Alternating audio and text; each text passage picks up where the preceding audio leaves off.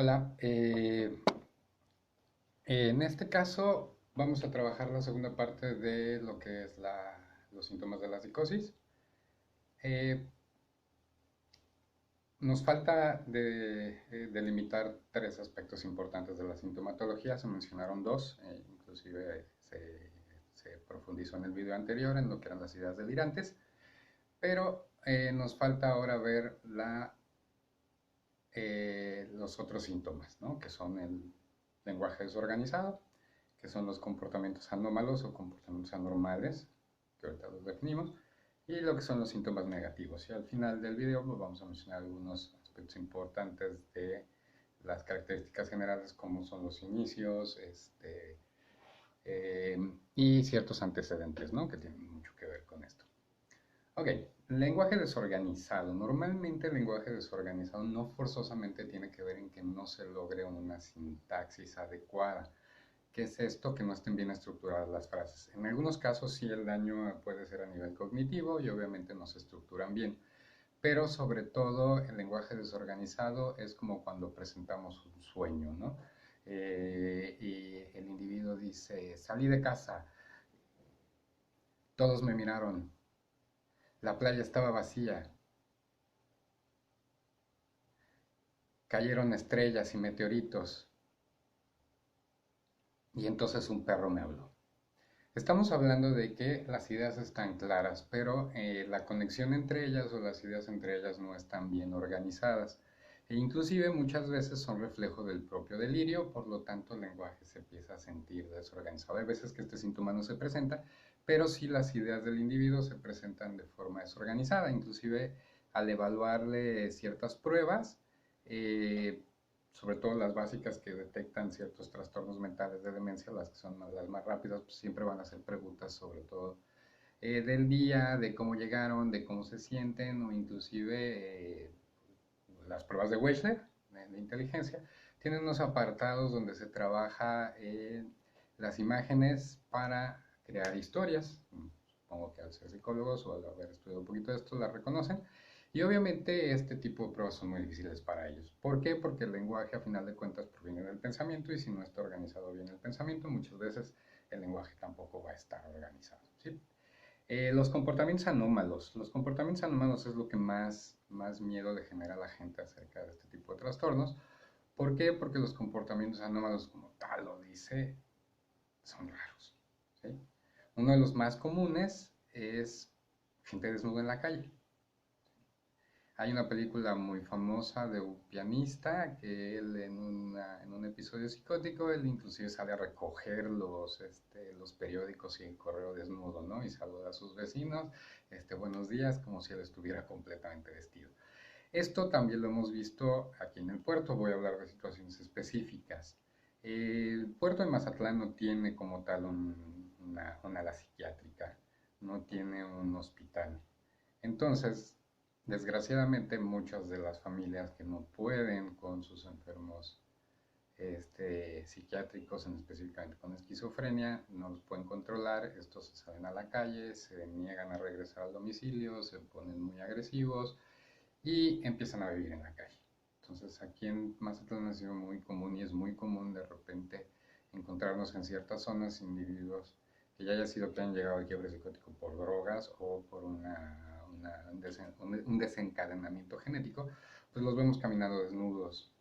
Había una mujer bastante reconocida en el centro de la ciudad, la cual normalmente andaba desnuda por el calor, pero pues ella se comportaba como si nada y se paseaba por la zona inclusive turística y de repente pues se empezaba a bañar en las llaves de las casas, ¿no? Así de la nada.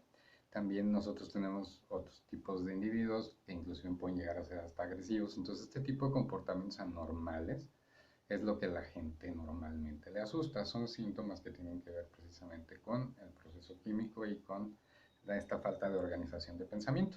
Uno muy común como comportamiento anormal es cuando los vemos hablando solos en la calle.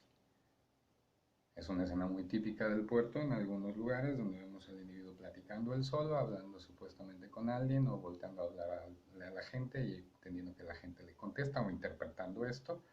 Y es un comportamiento que se ve muy común, ¿no? El estar hablando. el estar hablando entre ellos y contestándose ellos mismos. Eh, Otros comportamientos anómalos, que ya es muy específico inclusive de un trastorno, puede ser la presencia de catatonia. La catatonia es un síndrome muy específico donde se bloquea la motricidad y se bloquean las señales. La mejor metáfora para explicar esto es como cuando estamos viendo un video y de repente se corta la señal y se queda cargando. En determinado momento regresa la señal y el video continúa exactamente donde se quedó.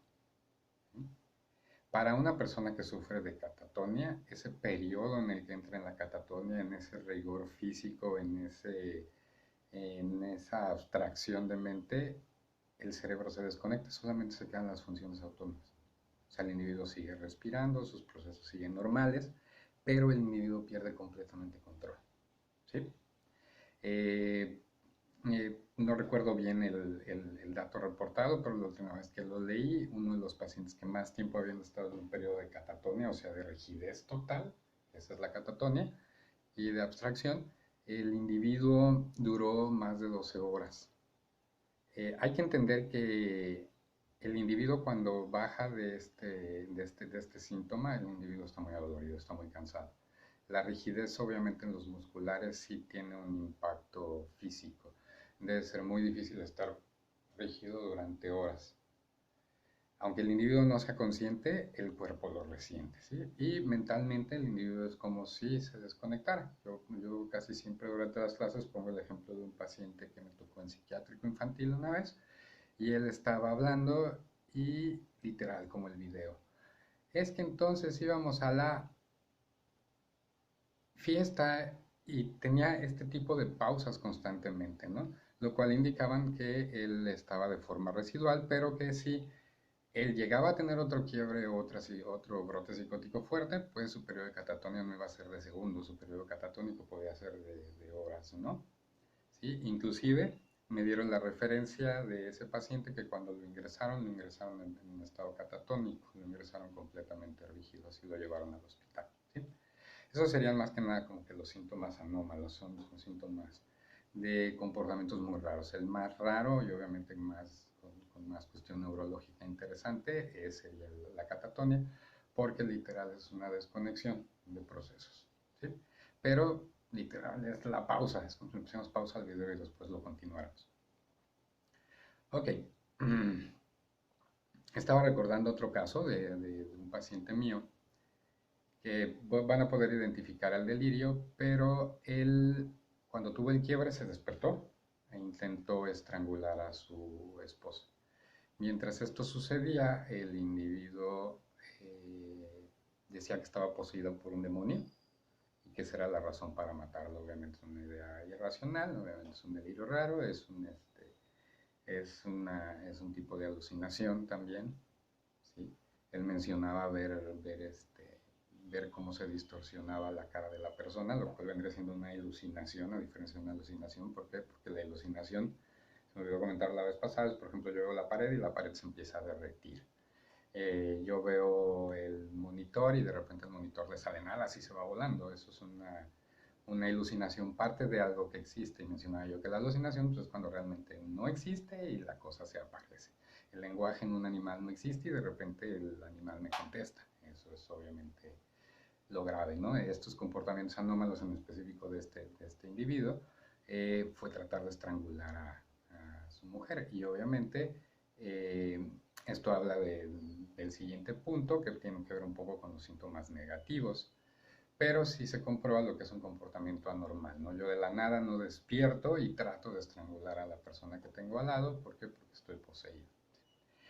Me voy a los síntomas negativos, ¿no? Los síntomas negativos, en específico, hay que contemplar que tienen problemas afectivos, tienen problemas sociales, tienen problemas de relaciones, tienen problemas laborales. Realmente la enfermedad tiene unos efectos donde no les permiten adecuarse. Recuerdo un proyecto muy interesante de Nactus, de unos proyectos que dirigía yo hace tiempo, que son proyectos con impacto social, y fue un proyecto en Alemania que ponían botes de reciclaje con llaves específicas para que solo ciertas personas los pudieran abrir, y este trabajo se les dio a personas que padecían esquizofrenia. ¿Por qué específicamente a ellos? Como lo comenté en el video anterior, la psicosis no es constante, tienen periodos en los cuales suben, bajan, y ellos logran reconocer cuándo empiezan los brotes. Entonces esto les permite realizar ciertos trabajos, pero pues, se tienen que ajustar precisamente a los momentos y a los tiempos que ellos pueden. Este proyecto fue muy reconocido porque le dio trabajo a pacientes que normalmente no podían trabajar precisamente por lo mismo, ya que ellos en periodos en los que se sintieran bien, pues podían salir, hacer la recolección del PET como tal y llevar a hacer el intercambio por productos y por venta. Este fue un proyecto reconocido en Alemania, que inclusive se pasó a otros países o se emuló en otros países, precisamente por el impacto que tenía, adecuando precisamente que ellos tienen unos comportamientos que no suelen ser muy comunes o que inclusive pueden chocar, ¿no? Esto estamos hablando de la cuestión laboral. En la cuestión afectiva, obviamente estar con una persona que padece una enfermedad en la cual yo no sé cómo se va a controlar, o este tipo de comportamientos o de pensamientos pues realmente me pueden terminar afectando a mí y a mi cotidianidad. Eh, Recuerdo el caso de un paciente que cuando estaba en quiebre golpeaba a la mamá.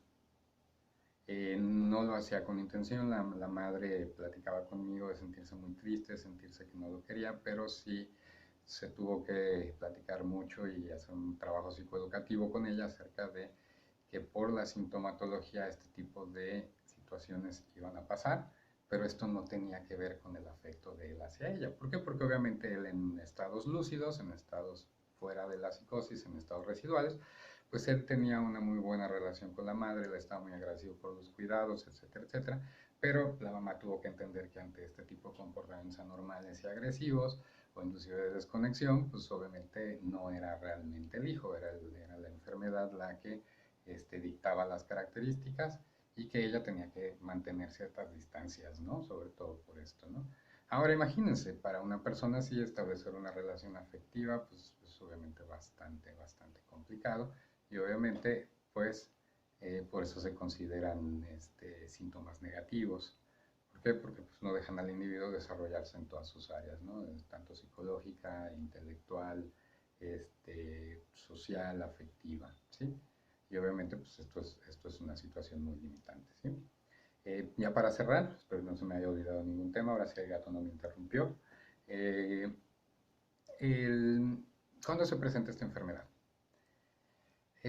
Los manuales indican, como ya se ha hablado y la mayoría de los que están viendo estos videos han llevado clases de desarrollo, sobre todo mis alumnos, entienden que los periodos de desarrollo se terminan a cierta edad, se terminan entre los 20 y los 25 años, dependiendo del nivel de maduración de cada organismo, pero esos periodos son muy básicos. A nivel de psicología, a nivel de personalidad, a nivel de patología, se reconoce que las principales patologías, con excepción de las que son infantiles, que rara vez se mantienen, normalmente cambian a otro tipo de patologías. Eso lo vamos a ver en algún momento cuando veamos a los pacientes, precisamente, perdón, los pacientes, a las patologías de la personalidad, en los cuales muchos en algún momento fueron niños hiperactivos, pero después en la adolescencia cambia su diagnóstico, ¿no? En específico, regresando al punto, la edad de los 20 a los 25 es la etapa final del desarrollo, tanto físico, biológico, ¿sí? A menos de que haya alguna alteración, aclaramos, ¿no? Entonces, lo mismo pasa para la personalidad. La edad promedio en la que la esquizofrenia o los trastornos psicóticos llegan a votarse es en promedio de los 25 años. Esto no quiere decir que yo esté exento a los 30 y tantos, pero sí obviamente la probabilidad de que se me destape un quiebre psicótico es menor, y si llega a haber alguna sintomatología asociada se debe de buscar en los diagnósticos diferenciales, porque puede ser solamente un episodio psicótico provocado por otro tipo de situación, como puede ser el consumo de drogas, que lo vamos a ver en algún momento en el siguiente video cuando se hable de los tipos de esquizofrenia, o inclusive afectivos, ¿no? Las crisis afectivas despersonalizan completamente a la persona y pueden entrar en periodos esquizoafectivos, que también viene en el siguiente tema, ¿no? O inclusive las drogas, ¿no? O sea, el individuo puede llegar a esta situación por diferentes medios, en este caso, drogas como tal. Los factores desencadenantes de una psicosis normalmente son situaciones de estrés, son situaciones donde el individuo pierde el control. Entonces, en este momento el sistema se desequilibra, se desequilibra la química y viene el quiebres psicóticos, ¿sí? Es una enfermedad que es complicada, sobre todo porque a nivel degenerativo,